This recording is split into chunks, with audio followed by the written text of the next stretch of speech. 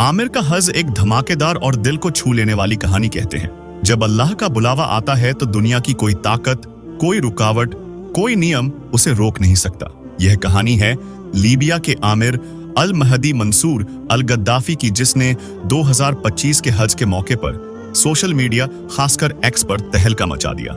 यह वो ढांसू दास्तान है जो आस्था की ताकत, इरादे की मजबूती और चमत्कारों का ऐसा मेल है कि सुनने वाला बस दंग रह जाए। जहां हर मोड़ पर उम्मीद का उजाला।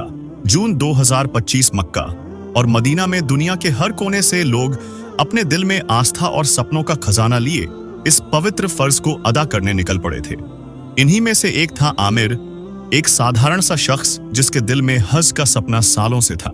आमिर कोई बड़ा आदमी नहीं था, ना कोई मालदार जमींदार, बस एक सच्चा दिल, आंखों में चमक और अल्लाह पर यकीन था। बचपन से ही उसने अपने गांव के बुजुर्गों से हज की कहानियां सुनी थी। कैसे लोग अपनी जिंदगी की जमा पूंजी लेकर मक्का पहुंचते हैं, कैसे वहां की फिजा में इबादत की खुशबू बिखरती है और कैसे हर हाजी का दिल सुकून से भर जाता है। आमिर ने भी ठान लिया था कि एक दिन वो भी एहराम बांधकर काबा का तवाफ करेगा। सालों की मेहनत, पैसे जोड़कर और कागजी कार्रवाई के बाद आखिरकार वो दिन आया। परिवार ने उसे विदा किया और वो उत्साह से भरा हवाई अड्डे की ओर चल पड़ा। उसका दिल जोर जोर से ढक रहा था, जैसे कह रहा हो बस अब मक्का दूर नहीं। हवाई अड्डे पर हज यात्रियों की भीड़ थी। सफेद एहराम में लिपटे लोग दुआएं पढ़ते अपने सामान के साथ कतारों में खड़े। आमिर भी अपनी बारी का इंतजार कर रहा था, पासपोर्ट और कागजात तैयार, चेहरे पर हज की खुशी की चमक। लेकिन तभी एक ऐसा ट्विस्ट आया जिसने सारा माहौल बदल दिया। जब आमिर का पासपोर्ट चेकिंग के लिए गया तो सुरक्षा वालों की नजर उसके नाम पर अटक गई। आमिर अल महदी मंसूर अल गद्दाफी नाम के आखिरी हिस्से में गद्दाफी शब्द ने सबके कान खद्दे कर दिए।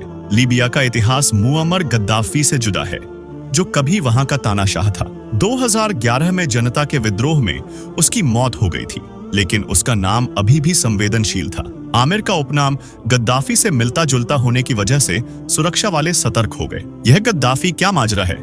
एक अफसर ने सख्त लहजे में पूछा। आमिर ने बद्दे अदब से जवाब दिया, साहब यह मेरा खानदानी नाम है, मेरा उस गद्दाफी से कोई वास्ता नहीं, मैं तो बस हज के लिए जा रहा हूं। लेकिन अफसरों को यकीन नहीं हुआ।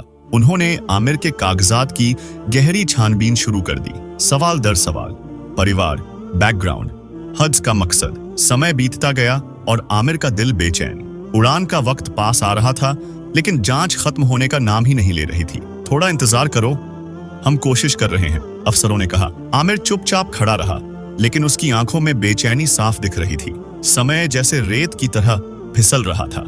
हज यात्री एक एक कर विमान में चढ़क रहे थे। आमिर अभी भी काउंटर पर फंसा था। सामने से लोग गुजर रहे थे, उनके चेहरों पर मक्का पहुंचने की खुशी, लेकिन आमिर का दिल भारी होता जा रहा था। आखिरकार वो पल आ ही गया जिसका उसे डर था। विमान का दरवाजा बंद, पायलट ने उड़ान की इजाजत मांगी और चंद मिनटों में वो फ्लाइट जो आमिर को मक्का ले जाने वाली थी, आसमान में थी। आमिर अकेला हवाई अड्डे पर रह गया। जांच पूरी हुई, कागजात ठीक पाए गए, लेकिन तब तक बहुत देर हो चुकी थी। एक अफसर ने उसके कंधे पर हाथ रखा और बोला, शायद अल्लाह ने तुम्हारे लिए इस बार हज का इरादा नहीं किया। यह बात आमिर के दिल में तीर की तरह चुभी। वो चुपचाप एक बेंच पर जा बैठा, आंखें नम, दिल में खालीपन। सालों की मेहनत, परिवार की दुआएं, हज का सपना सब एक पल में बिखर गया। लेकिन आमिर का यकीन अभी भी जिंदा था। उसने दिल में दुआ मांगी, या अल्लाह, अगर तेरा बुलावा है तो मुझे मक्का जरूर पहुंचा। आमिर ने घर जाने का फैसला नहीं किया। वो उसी बेंच पर बेड़ा रहा जैसे कोई अनदेखी ताकत उसे रोक रही हो। तभी हवाई अड्डे पर हलचल मची। एक ऐलान हुआ जिसने सबको चौंका दिया। जिस विमान में हज यात्री गए थे उसमें तकनीकी खराबी आ गई थी और वो वापस लौट रहा था। आमिर की आंखों में चमक लौट आई। क्या ये अल्लाह का इशारा था? क्या उसका सपना अभी भी पूरा हो सकता था?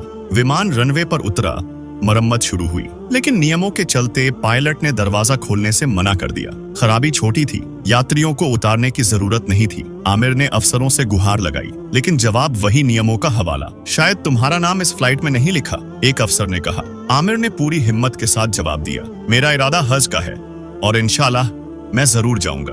उसका यकीन पक्का था। वो उसी जगह डटा रहा जैसे कोई ताकत उसे वहां बांधे थी। कुछ ही देर बाद एक और हैरान करने वाली खबर। वही विमान जो अब भी ठीक होकर जो उड़ा था, दोबारा खराबी की वजह से लौट रहा था। आमिर का दिल जोर जोर से धड़कने लगा। क्या यह संभव था? क्या अल्लाह बार बार उसके लिए रास्ता बना रहा था? इस बार पायलट ने कुछ ऐसा कहा जिसने सबके होश उड़ा दिए। उसने ऐलान किया, जब तक आमिर को इस विमान में नहीं बिठाया जाएगा मैं फ्लाइट नहीं उड़ाऊंगा। यह सुनकर आमिर के पैरों तले जमीन खिसक गई। यह चमत्कार था या अल्लाह की कुदरत का कमाल? अफसरों ने फटाफट आमिर के कागजात तैयार किए और उसे विमान में बिठाया गया। जब आमिर ने सीट पर कदम रखा, उसकी आंखें खुशी से छलक गईं। उसके दिल से दुआ निकाली, या अल्लाह तेरा शुक्रिया है।